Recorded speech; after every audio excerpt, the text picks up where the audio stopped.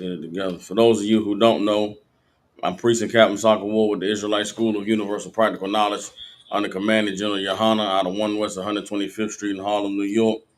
Here in Memphis, Tennessee, holding it down.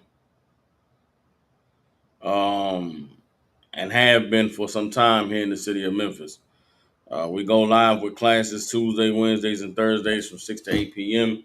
So if you're on here now, you just getting associated with what it is that we do here, man. Hopefully this live stream will have you getting locked in and staying tight with us. You know what I'm saying? Um, for all my brothers and sisters that's tuning in on YouTube, on Facebook, Angry Black Man Media, that's tuning in on my ISUPK Memphis page. Y'all already know what it is. Y'all know how we get down, man. I want to come live today just to holler at y'all about everything that's been going on and transpiring in this country and in the media in the last week. Everybody is, the whole world seems to be in a tizzy, focusing in on what's going on with the upcoming U.S. election concerning Donald Trump. Early this week there was an assassination attempt on his life. I believe it was last Friday, last Thursday. Then you had the Republican National Convention that happened this whole past week. Donald Trump announced his running mate, J.D. Vance, who's a uh, senator or governor, forget from which state, but the Republicans, have established who they're gonna have going to the polls for the election this November. And then news dropped today that Joe Biden was officially resigning or dropping out of the race for the Democrats. So the Democrats have their convention coming up in a couple of weeks in August, and there's going to be some time now for them to have to decide who they're going to put forth to compete against Donald Trump in the upcoming election. And, being at the age that I am now, somewhat middle age, I've lived through several of these presidential election cycles here in America. And one of the things that's become very apparent and relevant to me today is that this whole election cycle, the whole run up to the election, all of the debates and the conventions and the primaries is very reminiscent of what happens every year in this country with the sports that we have here in America. You know what I'm saying? And it's almost as though the same way that sports is uh, sports for a lot of people provides an opportunity for them to exercise their tribalist uh, juices, so to speak. Naturally, as human beings on this earth, we all have a sense of, wanting to belong to a group, wanting to represent something that's greater than us, wanting to be a part of a community or a part of something that's bigger than who we are. And so one of the ways historically that the leaders of societies have been able to allow people to exercise that is through sports and entertainment.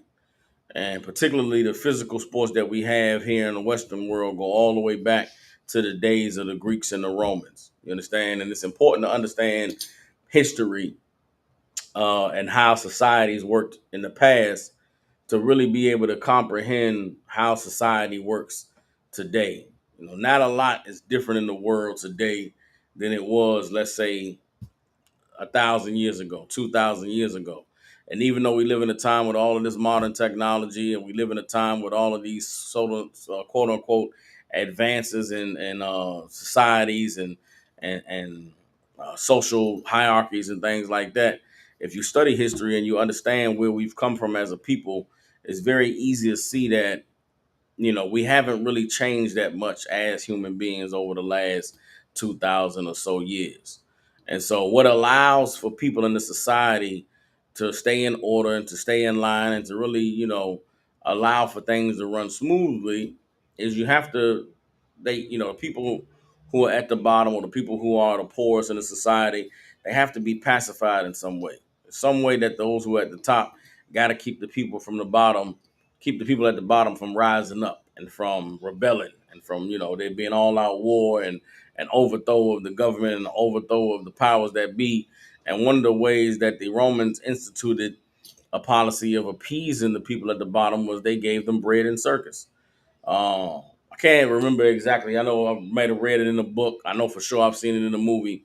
But if you've heard of the term bread and circus, that's the term that's used to describe the way that the people who are in powerful positions in society keep the people at the bottom just kind of stuck and complacent with the way that things are in their life. So here in America, in the Western world, and really all over the world, you know, if you go to the different countries throughout the world, you have soccer and what they call football. You have baseball. You know, over there in Central Asia, I know you have cricket, which is a very major sport. Right now, this summer, you got the Olympics that's coming up. That's going to be in Paris. You know, here in America, you got basketball, you got football, you got hockey. And for people who are really into the sports and really into the athletics, you know, there's a cycle that occurs every year that really keeps people locked in and rooting for their favorite team and really pulling for their, you know, the players with their narratives and their stories that keep you engaged and keep you interested in certain characters that arise throughout different times that, you know, really cause you to want to pull for them and to want to see them win and to want to see them reach that next level and to, you know, get to that new plateau. And I think that now in my middle age as a man, particularly as a black man here in America, I'm beginning to understand that that is what politics is for a certain demographic of people in this country. For the life of me, you know, ever since I was 18 years old, around the time I turned 18 was the time of the election between George Bush and John Kerry, right? So I think that was the 2000 election. Around the 2000 election is when I became my first time being eligible to vote. And I remember with that 2000 election, you know, not 2000, goddamn, was it 2004? The 2004 election was the first time that I was really able to vote. And I was excited to be able to vote, and I was excited to be able to contribute and participate in the whole democratic process in this country. And I remember going out and voting for John Kerry. And I believe that was the first time that, you know, because John Kerry was coming up after the Clintons. This is after the two-term Clinton run. You know, they tried to get Clinton out of office because he was letting Monica Lewinsky suck him off in the Oval Office. You know what I'm saying? They had the dress and the whole nine with the Clintons and how wicked and crooked his administration was. But, you know, at the time, Clinton was like a cool president. And then I remember George Bush came on the scene. George Bush was a former governor of Texas. He had owned the Texas Rangers. Of course, George H.W. Bush Sr. Was at that time really villainized for being, you know, head of the CIA during the days of the Iran Contra. Being in this head of the CIA during the days of the Iran Contra scandal. Then he was president during the time of the Gulf War, and so there was a lot of, you know, talk about the corruption and the wickedness of the Republican regime under the Bushes and under the Reagans. And so I remember being able to get the chance to vote. And I knew I didn't want George Bush to win. I didn't want the Republicans to win. And if they, you know, George Bush wins, it's another nepotistic situation, you know what I'm saying, where a man who father who did all these great things was now ushering his son into the presidency. And it was like, we don't want to see, you know, this intergenerational corruption continuing. So I remember going to the polls and casting my vote for John Kerry, right? And John Kerry, I believe, won the popular vote. Y'all can look this up. I believe John Kerry had won the popular vote, but with the Electoral College, it came down to the state of Florida. And with the state of Florida, that's when they had the miscount and they had to, you know, go back and do all of the manual counting the votes and looking at the damn stamps and the ballots and stuff like that. But George Bush's brother, Jeb Bush, was the governor in Florida. So for the presidency to be decided in 2004, it came down to votes being counted in the state where the Republican nominee's brother was the goddamn governor. I could just remember, and I remember it's damn near like watching the football game in the fourth quarter, and it's, you know, damn near tie game is you know, is a few seconds left on the clock. It's a 4-point game, and you can't kick a field goal to tie it up. You know what I'm saying? It ain't enough time to be able to put a drive together. You got to get the ball in the end zone on this play here now, or your team loses the Super Bowl and you got to watch the other team celebrate. And I remember them doing that recount and counting them ballots, and they came out and said that George Bush won, and John Kerry did not challenge the ruling. No, John Kerry did not. No, I'm tripping. John Kerry was in 2000. John Kerry was in 2000, and George Bush became president. Then 9/11 happened the year after that, and then, so he had his whole first 4 years, right? I'm talking about the second term for George Bush. It was his second term, and Al Gore was going against him.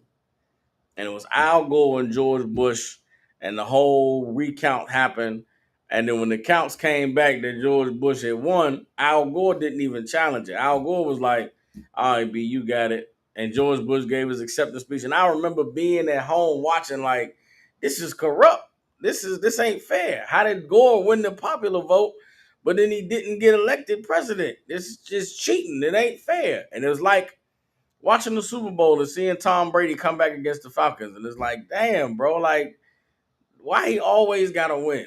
Or it's like seeing Patrick Mahomes playing against Lamar Jackson in the playoffs, and you like, all Lamar got to do is run the ball, man. Stop dropping back and trying to be a pocket passer. Go ahead and run down the field, and it's like you rooting for somebody to do something that you just know that they're not able to do.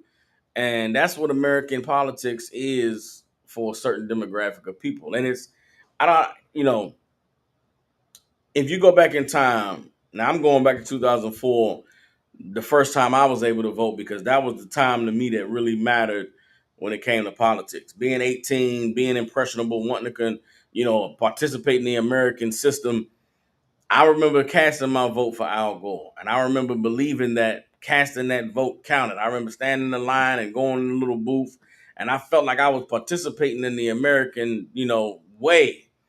And then to watch George Bush still win the second term, even though he lost the popular vote, it was like, man, this whole thing is a sham.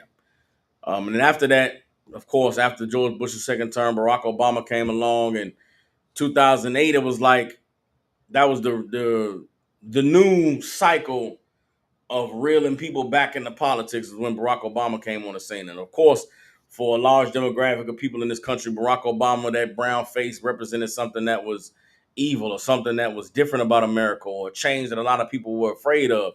And of course, for a lot of black and brown people in America, Barack Obama having an opportunity to become president was almost like it was a win for us, even though this man did not have black American blood in him, even though, he had no ties to us ethnically.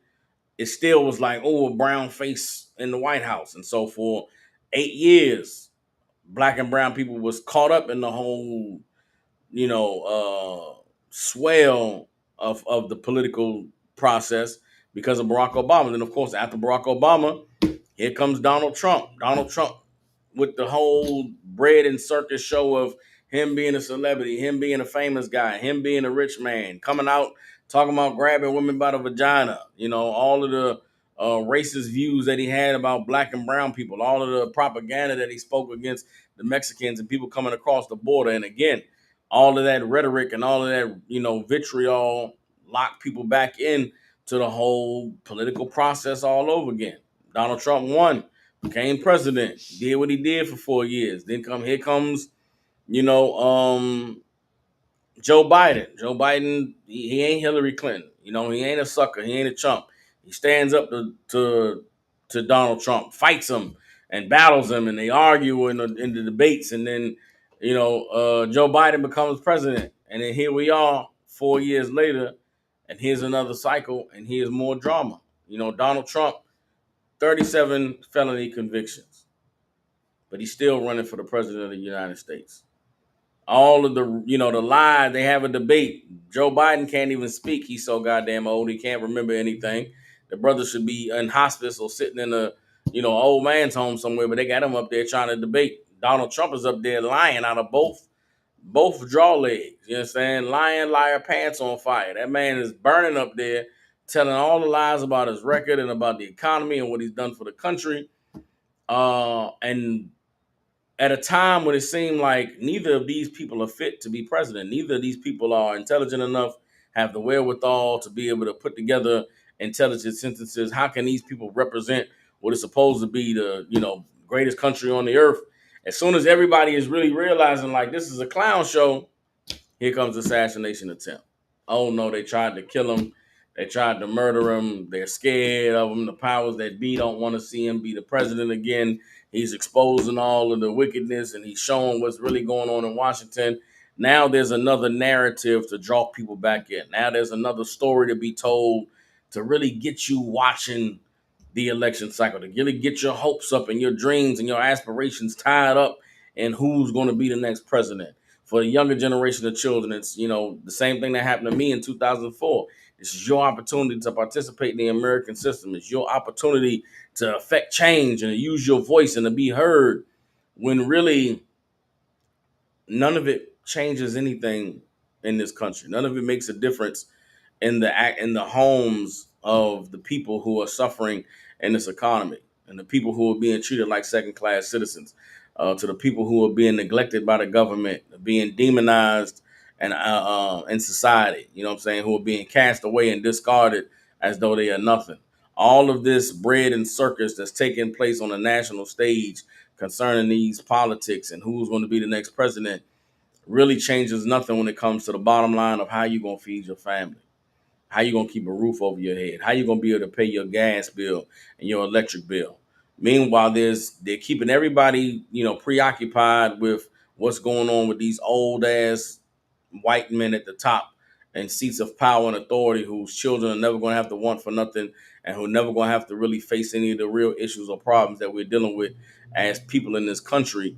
What's being ignored and what's not being talked about is that the US dollar has lost all of its value on the world stage because of the BRICS nations coming together and Saudi Arabians turning their back on the economic deal that they had with America for the oil to be sold in US dollars. The economy is failing.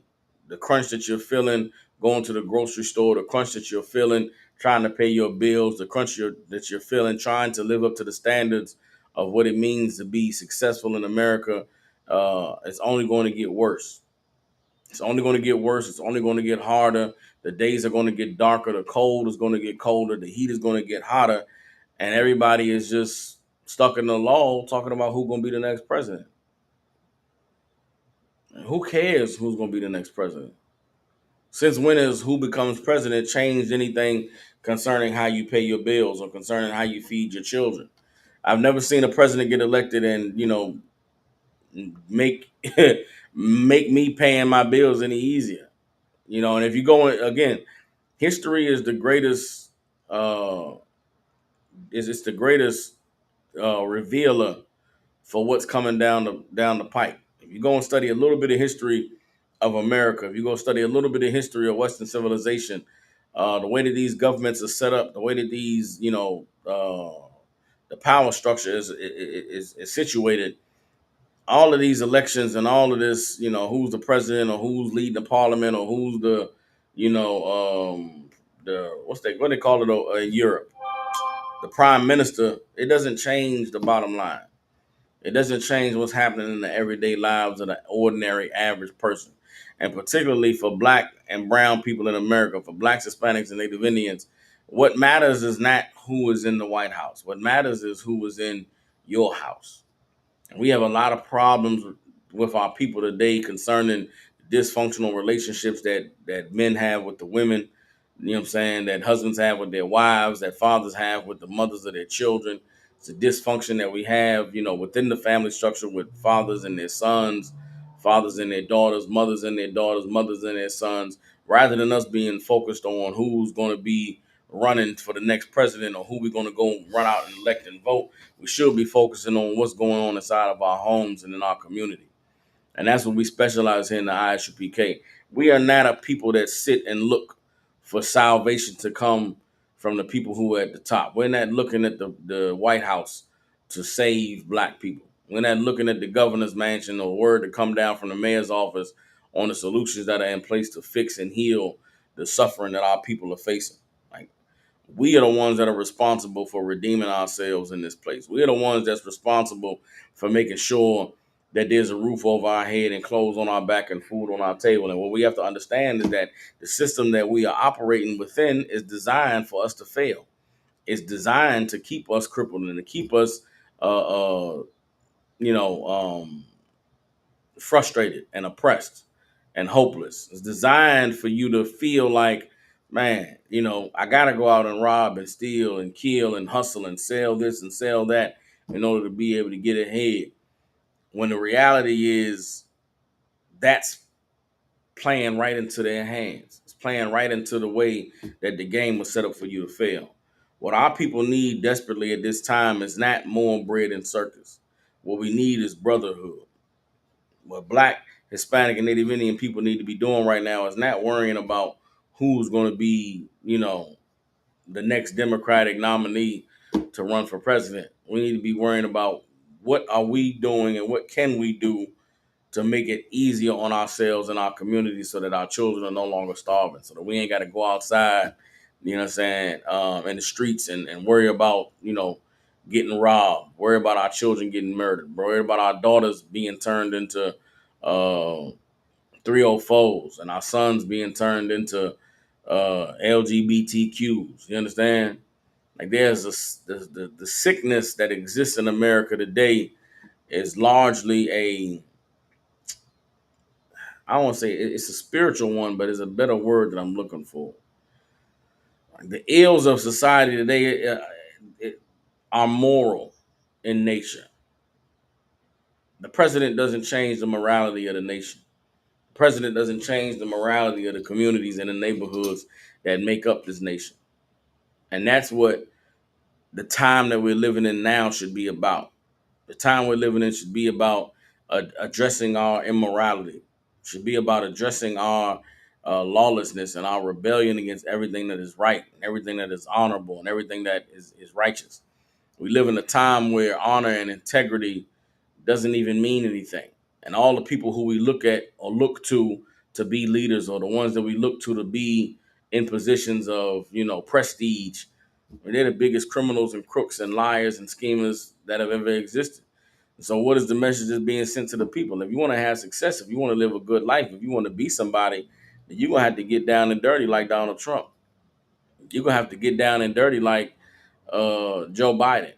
And it's like, man, it's, I don't know, a lot of people in the world, I don't know if they can relate to this, but it's very demoralizing being Black in this country and living, in communities that are impoverished.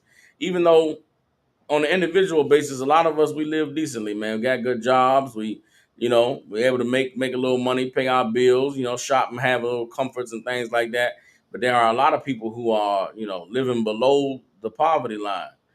And what's frustrating is to be living in those conditions, only, desiring a little bit of help. But then you see the government give $100 billion to Ukraine to fight against Russia.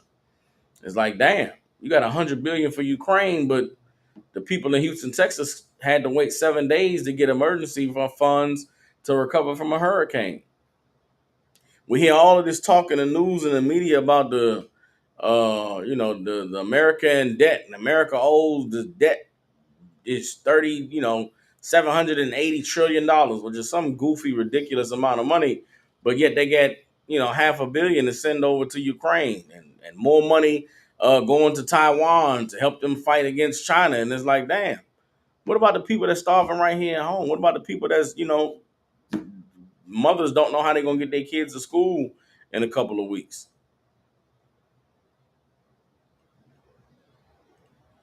It's like there's, the bread and the circus of this place is what keep people locked in, is what keep people distracted. But there's real problems, man. There's real stuff going on in the world, real issues that we dealing with, and it's not being addressed because we too busy focusing on who's gonna be the next president. And I'm guilty of it because, again, I may not be caught up in the whole theatrics of the political process here in America, but I'm absolutely caught up in, football's getting started in 2 months. Hell, EA just dropped college football. I done played about 30 games of college football in the past 4 days. While they trying to kill Donald Trump, while, the goddamn, I ain't even talk about the shutdown of all of the major corporations and the banks and the hospitals and the airlines that happened Thursday night. You know, I work for a major shipping. I work for a major distributor down here in Memphis, Tennessee, and I was at my slavery at my job Wednesday night when everything that at that facility had to halt for about 2 hours because there was a glitch in the computer system. They couldn't access their computers. And everybody was saying, "Damn, the last time this happened, man, somebody broke into the company servers and held the company for ransom, putting on their computers that you got to pay this amount if you want to get back access to your computers, or we're gonna shut this whole thing down." And guess what? The company had to pay that money. That thing happened on Thursday night. You think it's a coincidence that after the debate that they had, when Joe Biden and Donald Trump had a horrible presentation, Donald Trump gets an assassination attempt on his life, which I'm not going to speculate on what happened because who knows. But it looked very staged. Your man dodged a bullet like he Neo in the Matrix. Now they showed the bullets that the cat had in the gun, right? He had hollow tips, customized death dealer bullets, and the president gets turns his head at the last second, gets grazed by a bullet, but all he got is a cut with a little trickle of blood coming down his face. And immediately after getting shot at, almost getting his head blown off, he stands up and sticks his fist in the air for a photo op and tells the people to fight, fight. And you think this ain't WWE on steroids? You think this isn't, the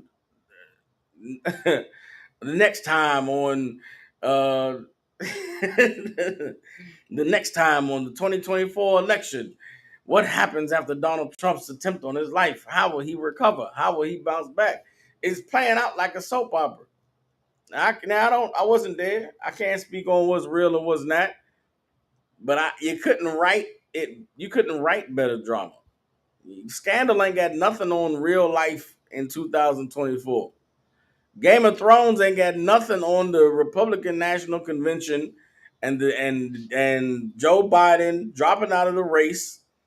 You know what I'm saying? And then now there's who's gonna be the next nominee. You understand? They got Kamala Harris. They talking about Kamala Harris. Hey, but don't be surprised. You know Michelle Obama in the wings. Oh man, look, you ain't heard about this hot shot senator that's coming from Philadelphia, Pennsylvania, coming from Harrisburg, Pennsylvania. And you finna see all types of people that you didn't even know existed in the political world coming out of nowhere, and it's just like watching a soap opera. And just in a very tense moment, here comes. I remember being young, grandma watching soap operas, and there was this cat on this show called As the World Turns. There was this old smooth cat named Victor. And Victor used to pop up he used to pop up at the weirdest times to just come in and, sweep the woman off her feet, or some man arguing, or somebody about to kiss his woman, and here comes Victor come in the room, and I remember seeing the camera pan, and you just see Victor standing there looking.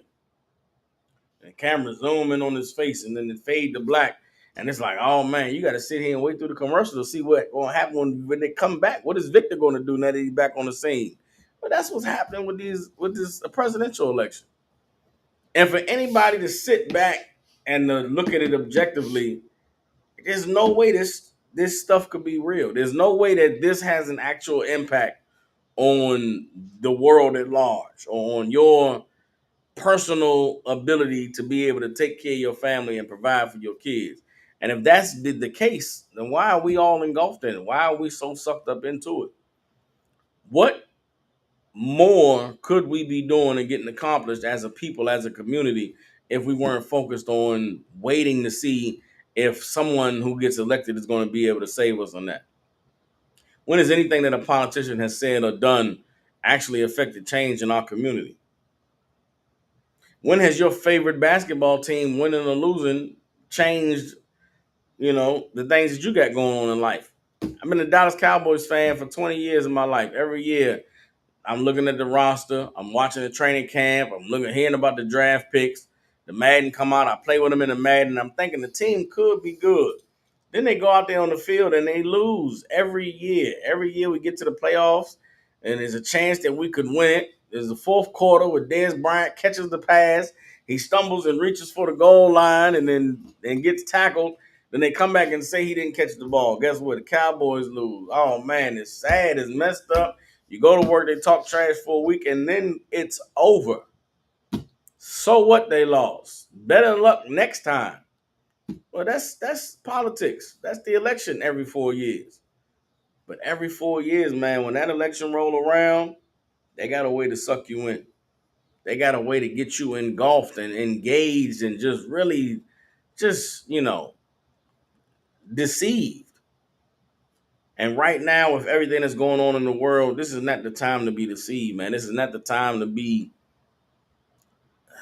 lulled to sleep by the propaganda, by the distractions.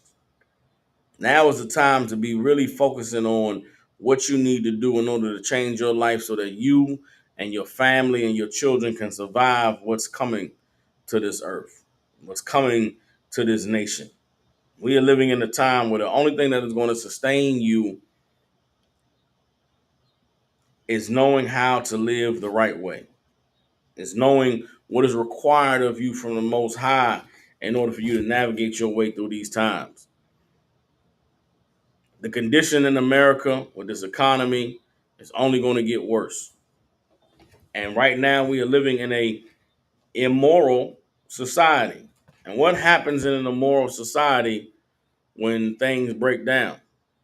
When the norm, societal norms or the protections that you're supposed to be afforded in a society are no longer available to you. It's gonna be dog eat dog, man. It's gonna be every man for himself. Um, and it's unfortunate that there's a lot of brothers and sisters who are going to suffer in that time. I wanted to do this live today and to bring this, to have this discussion and let brothers and sisters know that you don't have to be by yourself. You don't have to resort to the measures that some people are going to have to resort to in these times that are coming up. There is a way out for you. There is a way for you to escape the pain and the suffering and the judgment that's going to come down. But you're going to have to make some efforts to get your life together. You're going to have to make some efforts to do right and to be better. And for me, the answer is in the Israelite School of Universal Practical Knowledge under Commanding General Yohana out of 1 West 125th Street in Harlem, New York. You understand? In this school, we learn how in the school we teach you how to rededicate your life to being who the Most High called you to be, to live for a higher purpose, to aspire to be something greater than what society has told you that you're capable of being. And right now, that's what's needed. There's no promises or guarantees about anything in life. And there is nowhere where it's written that you're supposed to be rich or life's supposed to be easy or you're supposed to be comfortable at all times. And so we don't promise you any of that. What we do tell you is that we can show you the truth concerning your life and how it was meant for you to be living it. And if there are things in your life that you know that you want to do better or to get better at, if there's, you have shortcomings or failings or things that you know are not sustainable for you, come get some help. Come change your life. Come get a new perspective. But to sit around and just be distracted by the bread and circus show every day, all day, the time for that is over. If you're comfortable with that, that's on you. I'm not comfortable with it. And I don't see how anybody could be. I thank the Most High for allowing me to come into the ISUPK when I did to gain the knowledge, wisdom, and understanding that the Most High has allowed me to obtain through Commander General Yohana. And because of that, I'm able to see the writing on the wall. Because of that, I'm able to see through the smoke and the mirrors. I'm able to see through the bread and the circus. And I'm able to realize that there's a lot of tough challenges that's facing a lot of people. And I wouldn't want you brothers and sisters to be caught off guard. So don't get caught up in the hype. Donald Trump, whoever the Democratic nominee is going to be, there's a lot more pressing issues. And with these live streams and with me coming to talk to y'all, we're going to be addressing them, in the days and the weeks to come, hopefully going forward, This will be something I'm able to do on a more routine basis. What is a staple though is Tuesday, Wednesday, and Thursday from 6 to 8 p.m. The Israelite School of UPK has classes here in Memphis, Tennessee. You brothers and sisters out there tuning in, you got loved ones, family members in Memphis, Tennessee, get in contact with us here. When we do go live with the classes, if you brothers and you tuning in on TikTok, if you got questions, if you got things that you want to know, things that you've always believed or heard concerning the Bible that you just really wasn't sure of, or didn't have the answers to. If you need the answers, you come into the ISUPK, come to these classes, you ask your questions, and you'll be able to get the answers you need. You know what I'm saying? We'll give you the breakdown straight from the mouth of the Most High Himself out of this book called the Bible. The things that we teach out of here, we didn't make them up ourselves. We didn't write them.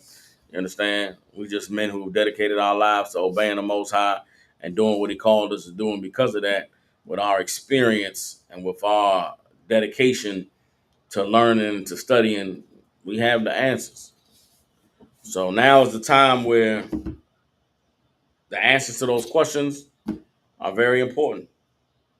So don't forsake the opportunity for you to be able to get those answers, for you to be able to understand what it is that's taking place and what's going on. And through that, let's be better. Let's become who the Most High called us to be. You understand? With that, I'm going to go ahead and let y'all get to it, man. Sunday night, I'm getting up out of here. But yeah, I just wanted to address everything that's been going on this past week. Don't think that, this is all just happenstance. Don't think this is all just coincidence. This is very much what happens during every election cycle.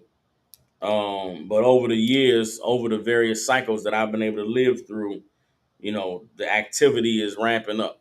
And there are things going on, large scale maneuvers taking place in the earth that aren't being discussed. They aren't being talked about. Everybody's focusing on Donald Trump, the whole election. But there's a lot of real stuff that's taking place all over the world. And you're going to look up and it's going to be too late for you to do anything about it. So it's our job to come out here and blow the trumpet, sound the alarm, give you a heads up. Lord, allow y'all take heed and just inquire a little bit further about what it is that I'm talking about what it is that we discussing. And, you got some questions. If you're seeking to learn, then Lord, allow we're able to give you the answers you need. But with that, Priest and Captain Soccer War, the Israelite School of UPK down here in Memphis. I'm about to tune out. I'm going to holler at y'all. Facebook, YouTube. Lord be with y'all.